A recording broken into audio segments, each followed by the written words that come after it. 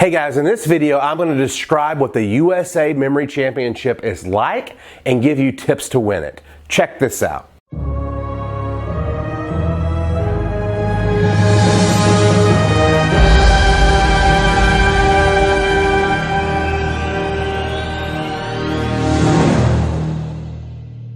I won the USA Memory Championship in 2009 and 2010, becoming a two-time USA Memory Champion. In 2011 and 12, I came in second place to Nelson Dellis. So what is it really like? Let me tell you. First of all, it's not everyone who competes is expecting to become the national champion. Why do people run the Boston Marathon? Maybe a few of them because they think they're going to win it. Most of them run simply because of the type of person that they will have to become in order to compete. They run the marathon because it forces them to train and condition and improve their running. And they love it. And that's really the major reason most people compete in a memory tournament. The competition has 7 events. Event number 1 is names and faces. They'll give you a piece of paper and it has a printout of a bunch of different faces, and then underneath the faces are first and last names. They'll let you study those papers for 15 minutes and then they'll take them away. Then they give you another sheet of paper and it has the same faces on it but all jumbled up in different orders, and you have to write as many first names and last names as you can recall, and spelling does matter. You get 1 point for each correctly spelled name. My top score in that event was 128 points, or 128 names in 15 minutes. A real quick tip on how to do well in that event: have a predetermined picture for everybody's first name. Steve's a stove, Lisa's the Mona Lisa, Karen is a carrot, Brian is a brain. And when you see those pictures, imagine their names as pictures interacting with the photographs, and that is going to help you memorize the names. The next event is called speed numbers. They give you 5 minutes to memorize as many numbers as you can.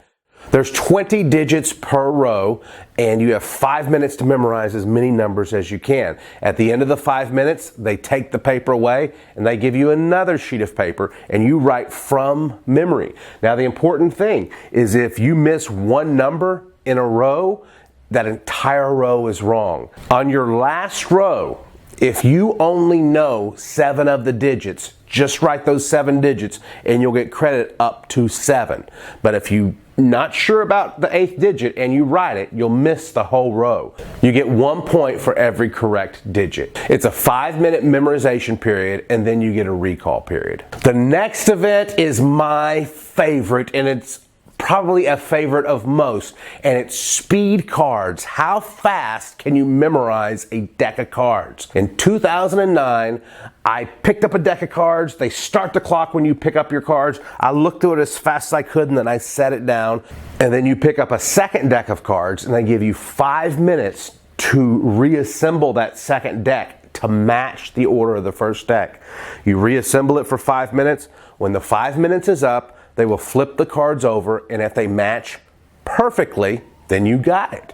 So the scoring for this event is based upon your time. You can take the whole 5 minutes, but you're not going to win that event if you do. You want to memorize it as fast as you can, and then when you know you got it, stop the clock. Some people, Alex Mullen, the world memory champion, can do it in 18 seconds. It's insane. My USA record was 1 minute and 27 seconds, and that record stood for 2 years. The lower the time, the better the score, and the more points you will get. If for some reason you are not able to recall all 52 cards, they will give you points based on how many cards you memorized, but it won't be anywhere near if you had gotten it perfect with a low time. The fourth event in the USA Memory Championship is poetry. It is my least favorite event. I hate poetry. They give you a poem and they give you 15 minutes to memorize it. A lot of people have different strategies. Some will just read it over and over and over again, rote memorization. Some will try to use a mind palace technique where they're visualizing the poem in locations or spots around a room. And others will just try to write the poem over and over for 15 minutes. Whatever you choose, you have to get the punctuation correct, you have to get the spelling correct, and you have to memorize all the words correct. And then you get 1 point for every correct word.